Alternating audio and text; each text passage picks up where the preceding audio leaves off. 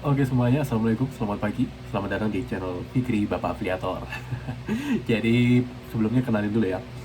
Saya Fikri, selain sebagai fitness coach, saya juga content creator, influencer yang sudah bekerja sama dengan beberapa brand.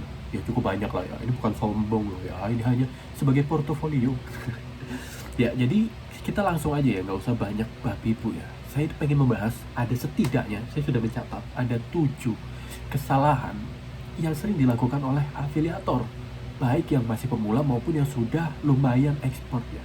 Bahkan di orang-orang yang sudah rutin upload sampai mungkin ratusan video, itu masih sering kali saya temui kesalahan-kesalahan semacam ini.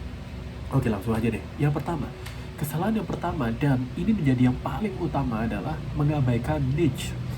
Niche ada atau gampangnya ya adalah topik utama dari konten teman-teman itu baiknya secara spesifik ditentukan. Jadi jangan random ya atau kontennya gaduh-gaduh isinya. Itu sangat rugi sebenarnya. Kenapa rugi? Karena gini, mindsetnya adalah teman-teman di sini bukan hanya sebagai afiliator tapi juga konten kreator. Nah, akunnya kalau dibuat terlalu gaduh-gaduh itu tidak akan mendapatkan keterikatan dengan audiens, apalagi dengan brand. Brand itu memang mau sih ngasih sampel atau endorse teman-teman yang gaduh-gaduh, tapi ya monetize-nya itu sangat kecil sekali. Dalam arti mereka tidak akan mau kasih fee atau bayaran yang lebih besar daripada orang-orang yang niche-nya jelas. Contoh, teman-teman udah sering denger nih tips-tips dari para afiliator yang lebih dulu ada, misalnya Bang Berto dan lain sebagainya. Perhatiin deh, mereka itu gaduh-gaduh atau mereka juga punya niche. Mereka itu punya niche loh.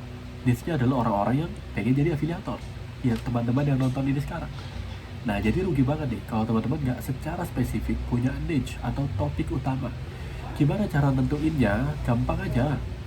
Yang pasti sesuaikan dengan minat dan cek marketnya aktif nggak. Contoh minatnya mancing, lihat search aja di TikTok, mancing di sungai misalnya, banyak nggak konten kreatornya. Kalau nggak banyak tapi videonya viral, berarti marketnya bagus. Justru mereka cari di situ. Jadi ya nggak apa-apa, niche-nya mancing misalnya, ya fokus aja mancing, mulai dari membahas kualitas pakan, membahas alat mancing, persiapan sebelum mancing, apa yang dilakukan setelah mancing.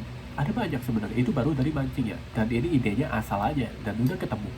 Jadi apalagi kalau mau diseriusin. Lanjut ke kesalahan yang kedua. Di sini saya tulis bahwa tidak memahami produk yang dipromosikan. Ini banyak kejadian di para afiliator bahkan sampai yang udah expert. Jadi biasakan kalau dapat sampel itu jangan langsung buru-buru di-upload, tapi coba dipakai dulu, dipelajari. Ini fungsinya apa, cara pakainya gimana, minusnya apa, keunggulannya apa, pain point-nya apa. Pain point itu maksudnya gimana? Siapa aja yang orang-orang yang butuh itu gitu. Jadi semakin teman-teman mengenali produknya, semakin mudah jualannya. Jangan hanya contoh ya, kemarin ada orang jual belt gym.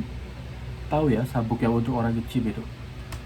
Di situ dia dengan lantang bilang kalau ini bisa untuk mencegah hernia dan lain sebagainya. Bayangkan itu misleading, misinformasi. Pertama, kalaupun ada yang beli, ya teman-teman juga menanggung akibatnya ya, dalam arti kalau sampai dia kenapa-napa, secara moral teman-teman bersalah, itu yang pasti. Kedua adalah kalau akunnya teman-teman ini dinotis sama orang yang paham dan teman-teman di counter, ya bener sih makin viral, tapi hati-hati juga. Kenapa? Karena reputasi teman-teman jatuh di situ. Dan ketika reputasinya jatuh, tidak mudah untuk membangunnya kembali. Ingat ya, mempertahankan itu sangat sulit loh.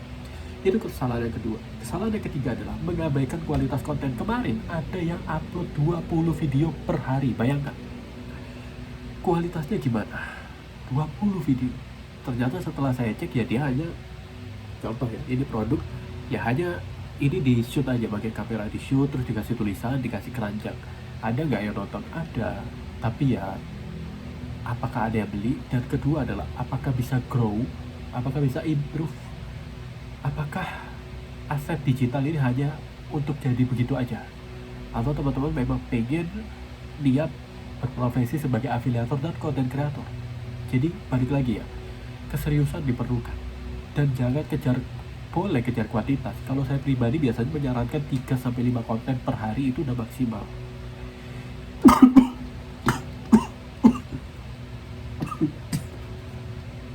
Maaf ya, Mungkin ini gak akan saya cut karena saya malas ngeditnya. Jadi ya udah lebih. Oke, lanjut. 3-5 konten itu udah maksimal. Kesalahan yang keempat adalah tidak atau mengabaikan sound. Sound ini bukan hanya musik yang ditambahkan ya, tapi juga sound yang ada di sekitar. Sound kita. Sound yang ada di sekitar maksudnya apa? Berisik nggak area sekitarnya? Sound kita gimana, maksudnya jelas nggak? Lalu musik yang dipakai sesuai nggak? Kalau nggak sesuai ya buat apa? Walaupun viral ya. Misalkan musiknya apa sih yang lagi viral sekarang? IPT ya, apa tuh. Kalau misalnya nggak cocok, nggak sesuai, jangan dipakai. Ngapain dipakai? Jangan dipaksakan. Kesalahan yang ketiga adalah ada kurang memanfaatkan fitur TikTok dengan optimal. Fitur TikTok itu ada apa aja, bukan hanya keranjang kuning, tapi juga teman-teman bisa call to action ke yang lainnya. Misal, ini sih pendapat saya ya, tapi kok pendapat penonton gimana? Coba deh tulis di kolom komentar. Kita manfaatkan fitur-fitur komentar, kita manfaatkan fitur-fitur yang lain. Misalnya, boleh ya cek profil saya, di situ ada linknya. Kalau yang mau diskusi atau join grup, nah teman-teman, join grup itu bukan hanya soal teman-teman ngasih edukasi aja. Contoh deh, teman-teman nggak bisa ngasih edukasi, bikin aja grup khusus afiliator pemula, saling support misalnya, nggak masalah. Karena nanti setiap ada orang yang masuk ke profil, ya artinya akun teman-teman itu dianggap berharga oleh TikTok karena mendapatkan banyak traffic.